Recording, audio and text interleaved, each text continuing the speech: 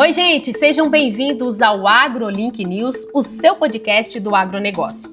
E olha só, o assunto de hoje são duas culturas que, aliás, são as principais culturas de grãos aqui no nosso país, e eu estou falando da soja e do milho.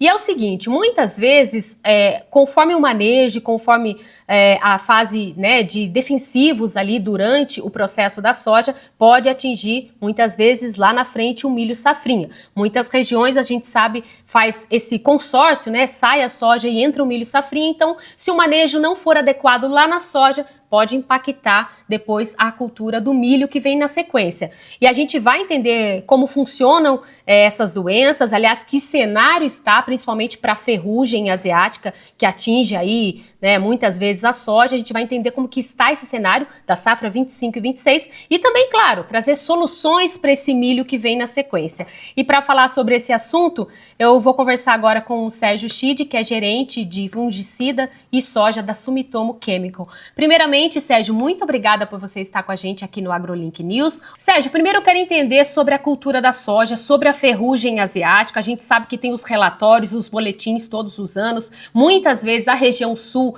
é a mais afetada, ou pelo menos é que começa o índice por lá. Agora a gente já está encaminhando para o final da safra de soja. Muitas regiões, inclusive, já colheram, por exemplo, Tocantins, eu sei que boa parte já teve colheita por lá. Então eu quero entender primeiramente esse cenário da soja. Como é que foi, ou como é que está sendo a atuação da ferrugem asiática? Como é que se observa esse cenário?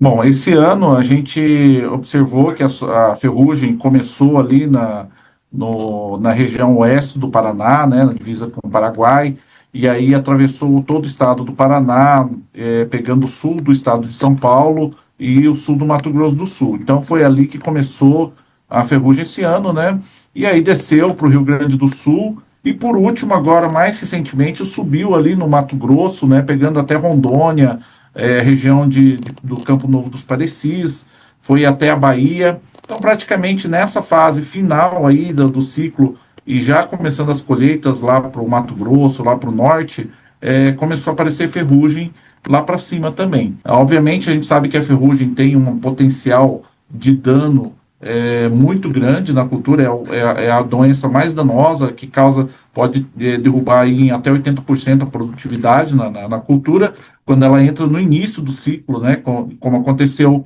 mais no estado do Paraná e também no Rio Grande do Sul, que foram as regiões aí onde entrou mais cedo a ferrugem e as culturas estavam mais atrasadas, né?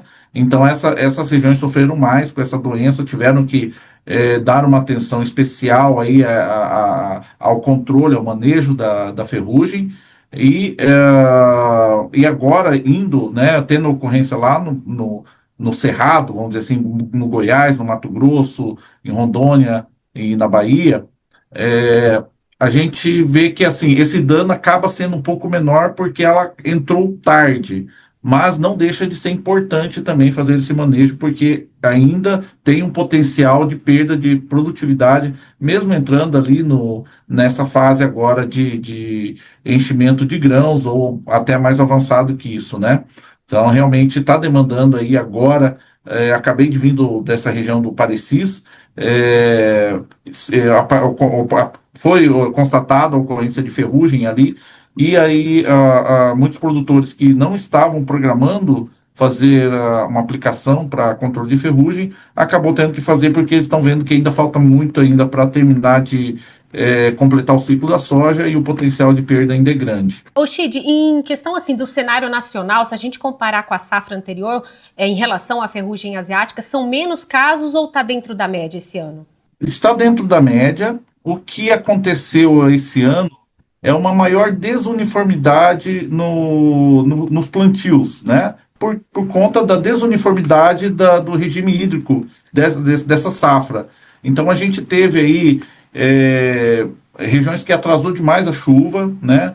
Ou que choveu, teve um veranico muito prolongado e teve que replantar ou parar o plantio e começar de novo quando estabeleceu a umidade, e essa desuniformidade de chuvas que aconteceu nos meses de outubro e novembro, que é justamente o período dos plantios de soja, acabou causando essa desuniformidade dos estágios das culturas, da cultura, né? E aí você teve tem sojas ali de diferentes estágios, em diferentes épocas agora de colheita. Tem soja que já está finalizando, tem soja que está bem atrasada ainda, está no começo ou no meio da fase reprodutiva.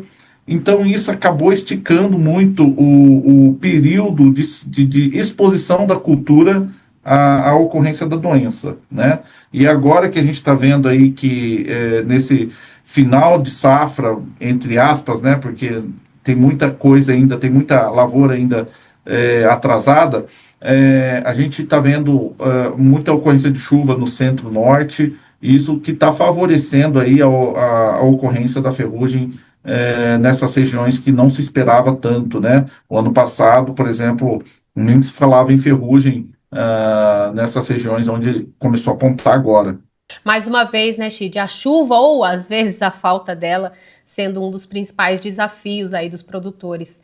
E para a gente encerrar agora essa parte da soja, em relação a essas doenças, a gente falou então da ferrugem asiática, mas além da ferrugem, que é uma das principais aí que atingem a soja, quais outras doenças estiveram presentes ou estiveram até acima da média e afetaram a soja esse ano? Perfeito, Flávio. Essa pergunta é bastante pertinente, porque o que a gente vê hoje não é uma doença ou outra doença, né? A gente, para ser simplista, a gente fala ferrugem no sul e mancha-alvo no centro-norte do Brasil. Mas em todo o sistema produtivo, desde do sul do Rio Grande do Sul até o Pará, até o extremo norte do país, a gente tem um complexo de doenças. A dinâmica muda às vezes, né? Então, você às vezes tem uma doença mais importante que a outra, mas a gente nunca tem uma única doença ocorrendo num sistema, numa lavoura. Então, hoje, o que a gente tem? Apesar da ferrugem ser menos importante para o centro-norte e acontecendo agora, o que a gente viu muito forte esse ano, né, é a mancha-alvo. Obviamente, já vem algumas safras se tornando a principal doença na cultura da soja, mas a gente também viu uma maior predominância e maior evidência aí de pressão de mancha de crestamento, né, de cercóspora, também podridões, as vagens, bastante forte no Mato Grosso, e também a septória aparecendo, antracnose em algumas regiões também. Então, essas doenças, elas sempre coexistem, às vezes com uma pressão menor que a outra, mas esse complexo de doenças sempre acontecem em todos os sistemas produtivos. E aí, quando a gente desce lá para o sul, a ferrugem no estado do Paraná, Rio Grande do Sul e no sul do Mato Grosso do Sul, a ferrugem acabou sendo, né, como sempre, aí, igualmente nos anos anteriores, a principal doença, mas a mancha-alvo está lá também, a cercóspora está lá, a antracnose também, e também a podridão das vagens acontecendo também, né? Então, a gente vê o complexo de doenças sempre atuando em diferentes formas, em diferentes dinâmicas, mas nunca ocorrendo uma doença sozinha aí na lavoura. Agora, Chid, para a gente avançar um pouco e até esclarecer aqui para nossa audiência, muitas vezes os produtores acham que doença da soja é doença da soja, doença de milho é doença de milho, mas às vezes acaba que o milho herda, né, alguma coisa que já vem da soja. Então, eu queria que você explicasse essa transição, como é que funciona, o que pode ter acontecido na soja que é transferido diretamente na sequência para o milho safrinha. Bom, a própria sucessão das culturas ajuda, né, um pouco no manejo das doenças, mesmo que as doenças não haja cruzamento das doenças entre as culturas, né? Isso é muito mais comum em pragas, né? Quando a gente vê lagartas, por exemplo, a Spodoptera sai da soja, vai para o milho, né? E vice-versa. A gente vê os percevejos, né? Principalmente percevejo barriga verde se alimentando da soja, indo para o milho. Mas quando a gente fala de doenças, são patógenos muito específicos que elas não têm esse cruzamento até o momento. A gente vê a mancha-alvo ocorrendo no algodão e na soja, mas não tem essa relação ainda com o milho. O que se tem, né? E aí é uma relação positiva, né? Vamos dizer assim, é que você interrompe nessa sucessão de culturas, você interrompe ali o ciclo da doença, né? Interrompendo aí a oferta de hospedeiro, né, nesse ambiente. E também a questão da palhada ajuda também, porque hoje a gente tem aí os dois grandes grupos de doenças, né, que são os necrotróficos e os biotróficos. Os necrotróficos são aquelas doenças que o fungo sobrevive nos restos de plantas, né, ali na palhada. E quando você tem uma palhada de milho no meio da lavoura de soja, você não tem você reduz o potencial desses fungos necrotróficos, além da palhada também proteger a disseminação por respingos da água da chuva, né? E o contrário também serve, né? O milho com a palhada de soja, que é uma palhada que dura menos tempo ali no meio da cultura do milho, mas também não é um hospedeiro das doenças do milho, então acaba ajudando um pouco também.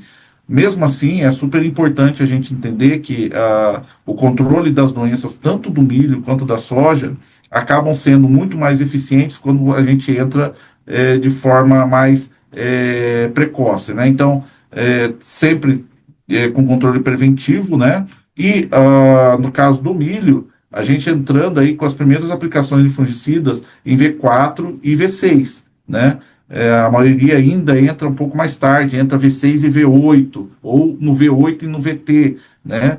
E todas as pesquisas que a gente tem mostram que os melhores controles, os melhores manejos de doença na cultura do milho safrinha é entrar no V4 e no V6, que são as fases bem iniciais da cultura. Isso é um ponto muito importante, né, Chid?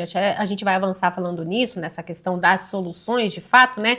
Até agora a gente trouxe dor de cabeça do produtor, mas agora a gente vai trazer solução. Mas é um ponto importante em relação ao time mesmo, né, de aplicação. Às vezes o produtor tem um jeito dele fazer, já que vinha de muito antes, um manejo que ele gosta de pôr né, fazer essa prevenção um pouquinho mais para frente, mas como você disse, né, às vezes esse time correto lá no início vai fazer diferença e muito na produtividade, né, Chid? Exatamente.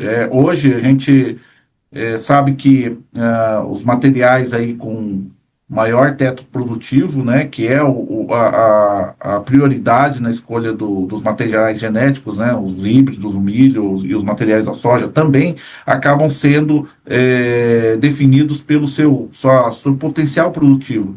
E o segundo critério, né, que é levado em consideração é a tolerância a doenças, que isso também tem limitado muito a produtividade. Então, muitas vezes não adianta ter um potencial alto, né, de produtividade se ele é um material que tem uma sensibilidade muito alta a doenças. E aí a gente sabe que, dependendo da doença e dependendo do nível de sensibilidade e da região que você planta um determinado híbrido, dificilmente você consegue ter um bom controle químico, né? Então, realmente tem que trabalhar bem essas formas de controle. Não é só responsabilidade do controle químico ter um bom manejo de doenças. Hoje a gente vê que a doença que está se destacando na cultura do milho é a bipolares, mas igualmente na soja existe um complexo de doenças no milho também. Tem a bipolares, tem a cercóspora, tem a diplódia, a fosféria, mancha, ferrugem também. Então, todas essas doenças também coexistem na cultura do milho. E ainda tem o enfesamento da cigarrinha, que limitou bastante alguns materiais que eram usados há muitos anos, né? E que deixou de ser plantado porque era muito sensível aí ao enfesamento da cigarrinha. E aí, como a genética parece um cobertor curto, você puxa para o lado de uma resistência, acaba descobrindo por outro lado. E aí a bipolares veio aí com bastante força aí na cultura do milho. Olhando então, Chid, para esse panorama, né, vindo da soja e agora a gente está na cultura do milho. O que a gente tem hoje de soluções no mercado, né, o próprio portfólio da Sumitomo, como é que o produtor pode resolver esse problema ou amenizar dentro da melhor forma possível com as soluções que a gente já tem hoje no mercado e, como você disse, soluções testadas em campo? Bom, primeiro assim, a gente realmente tem que entender qual é a dinâmica de doenças que você tem na sua área, na sua região, na sua fazenda, né? Então, eu acho que ninguém conhece melhor isso do que o próprio dono, né? Igual o próprio produtor. Qual que é a doença que mais deu, mais incomodou, mais tirou o som do produtor nessa safra, né? Identificou essa doença, qual que é a segunda, qual que é a terceira doença, a gente sabe, né? Como eu falei, é um complexo e a gente tem que ter isso mapeado, né? E aí isso vai determinar, primeiro, né, qual que é a escolha do material genético que ele vai usar, né? Pensando na resistência, na tolerância a essas doenças que, que foi um problema na safra anterior. Esse é o primeiro ponto, né? Segundo, definir um programa de manejo dessas doenças que mais são adequados para aquela situação, né? Então, você ranqueou qual que são as doenças principais e qual que é o melhor manejo para essa situação em específico, né? E aí eu estou falando de um programa de manejo, no caso da soja, de 4 ou 5 aplicações, no caso do milho, 2 a 3 aplicações, é um programa, né? De vários fungicidas, de vários princípios ativos, né? Numa sequência certa, uma sequência lógica de aplicação, qual que é o que vai em primeiro, qual que vai em segundo, qual que vai em terceiro, e qual o momento de cada aplicação, né? Para que você tenha realmente o controle ideal para aquela situação. É o que a gente chama de manejo regionalizado. Talvez não seria nem regionalizado, seria um manejo local mesmo. E nós temos aí o portfólio bastante robusto de fungicidas, e lançando novas moléculas também. Aí a gente está para lançar uma nova molécula para o mercado, e tudo com todos os lançamentos, todo o desenvolvimento de produtos que a gente tem feito, desenhado de forma muito estratégica, né? No sentido de que a gente consegue ter o produto ideal para a primeira, o produto ideal para a segunda, para a terceira aplicação, para a quarta, para a quinta aplicação, pensando na eficiência de controle, na flexibilidade de manejo, de acordo com situações diferentes do produtor, na seletividade para a cultura, porque a gente sabe que foi bastante evidenciado esse ano, que é de fitotoxidez dos fungicidas nas culturas da soja. Tem que tomar cuidado com isso, né? A gente sabe que tem fungicidas que a gente tem que trabalhar bem a questão de dose, a questão de número de aplicações e condições ambientais da pulverização, evitar horários muito quentes, evitar volume de calda muito alto, que pode, em vez de ajudar a controlar as doenças da soja, pode causar uma perda por fitotoxidez, né? Então, tem que tomar esse cuidado também com a seletividade do fungicida.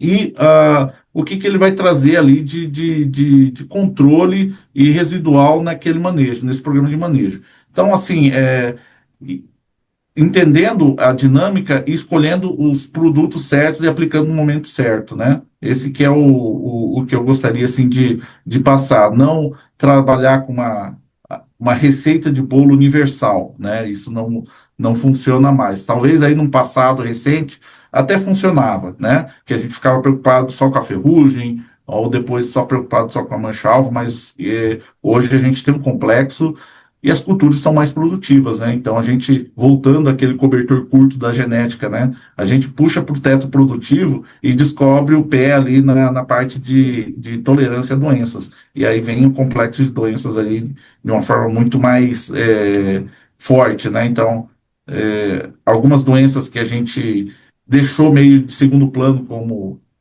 septória, cercóspora, e começou a aparecer de uma forma bastante forte, e é os que a gente ainda chama de doenças de final de ciclo, né, na cultura da soja, e não é bem doença de final de ciclo, ela aparece no final do ciclo, mas a doença entra lá no começo e vai evoluindo na cultura até chegar no final do ciclo e ficar muito mais evidente, mas ela não é uma doença só de final de ciclo, ela ocorre no ciclo inteiro da cultura também. E você falou um ponto importante em relação a esse manejo personalizado, né? Afinal de contas, o Brasil é desse tamanho e a gente tem, como você mesmo destacou, doenças regionais diferentes, volume, ciclo de chuvas, né, diferentes também. Então, com certeza, esse olhar personalizado é o primeiro passo, né?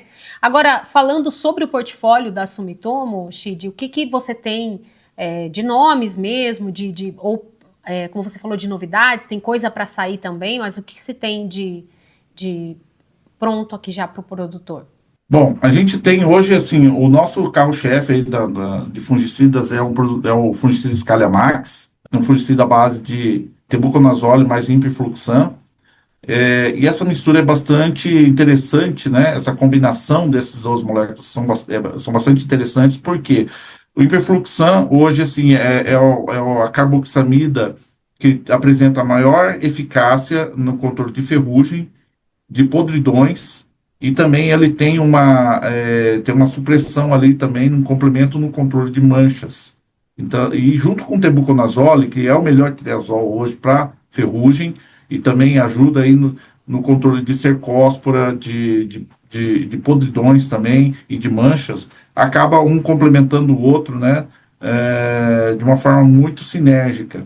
Então a gente tem essa combinação que é bastante interessante, e aí, falando um pouco do posicionamento regionalizado ou customizado, né? A gente tem regiões aí que tem muito problema de podridões que a gente coloca no Scalamax no vegetativo, e tem regiões que a gente tem ferrugem que a gente coloca no reprodutivo. Então, são o mesmo produto com diferentes posicionamentos, entregando bons resultados de acordo com a necessidade de cada região. O Pládios é outro fungicida que a gente tem, que também tem o hiperfluxan como carboxamida, mas também é uma mistura tríplice. Além da carboxamida, tem difenoconazole, que é um triazol, e a picoxestrobina, que é uma estrobirulina. Com essa mistura tríplice, a gente consegue ter todos os benefícios que a gente tem no Scalamax, adicionando a uma maior eficiência nas manchas, né? E maior seletividade para a cultura. Então, você pegando uma região que tem, ou um cultivar que tem maior sensibilidade a fungicidas, né, aos fungicidas triazóis, e aí a gente chama aí de alguns fungicidas quentes, né, para a cultura, a gente consegue resfriar um pouco mais esse controle com Pládios. Ele acaba sendo fungicida muito mais seletivo para a cultura, muito mais seguro, com uma pegada melhor em cima de mancha-alvo, em cima da cercóspora, né? Mas em regiões aí que tem uma pressão maior de ferrugem, a gente colocaria ali no vegetativo e deixaria o Scalamax no reprodutivo, que aí com o tebuconazole tem uma pegada maior para ferrugem. Então, aí a gente vai mudando o posicionamento, né? Onde tem mancha-alvo, o Pládios ele tem uma pegada bem interessante ali para colocar tanto no vegetativo quanto no reprodutivo. Nosso lançamento, a gente está lançando aí o novo fungicida, é um novo ingrediente ativo, um novo grupo químico que realmente traz, como toda evolução, né, uma maior eficiência no controle de manchas, uma altíssima seletividade para a cultura, e a gente está vendo aí uma performance bastante interessante aí para a gente oferecer para os produtores como uma inovação de fato, uma nova molécula e um novo grupo químico. Então você trouxe aqui que o principal, né, até alertando aí o produtor, é fazer manejo personalizado, entender quais as doenças ali daquela região, e aí sim, né, Chid, um portfólio variado para situações variadas, né? Eu acho que esse é o grande ponto. E inclusive quero já pedir para você deixar a dica final aí para o produtor, né, em cima disso, de manejo personalizado, de atenção, de portfólio variado para cada situação. Dentro disso, né, dentro que o mercado oferece, qual a principal dica que você, que está do lado de lá, produzindo essas soluções, dá para o produtor rural? Bom, a dica que eu gostaria de deixar aqui é que entenda bem que o manejo do complexo de doenças é muito mais efetivo quando a gente investe mais nas primeiras aplicações, no vegetativo. Ainda é um tabu, né? Muitos produtores economizam bastante nessas primeiras aplicações, usando produtos mais baratos ou usando misturas de menor custo, mas acaba tendo menor efetividade do controle lá na frente, tá? Então isso é um hábito do mercado, mas que a gente pede para que realmente o produtor reveja esse programa, porque a gente está vendo que todos os problemas que estão acontecendo no sistema produtivo, seja podridões das vagens, seja desfolha por cercóspora, por manchas e até a ferrugem, que acho que já está bem consolidado o controle preventivo, é super importante entender que o bom controle lá na fase reprodutiva até o final do ciclo depende muito do bom estabelecimento do controle na fase vegetativa.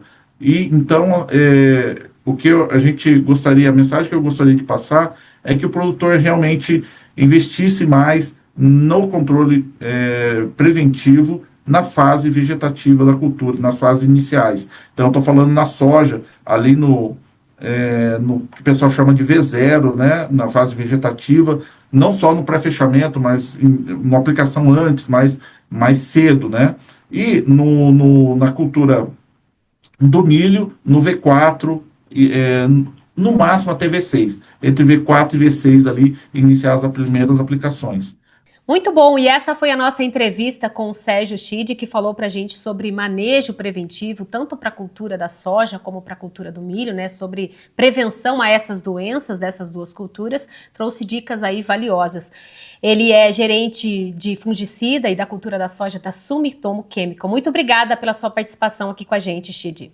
Eu que agradeço, Flávio, obrigado aos ouvintes, obrigado à AgroLink por essa oportunidade. E essa foi mais uma edição do AgroLink News, o seu podcast do agronegócio. E você pode acompanhar mais dicas sobre manejo, sobre soja, sobre milho, sobre diversas outras culturas lá no nosso portal, no portal AgroLink. E eu te espero para uma próxima edição do AgroLink News. Até lá. Tchau, tchau.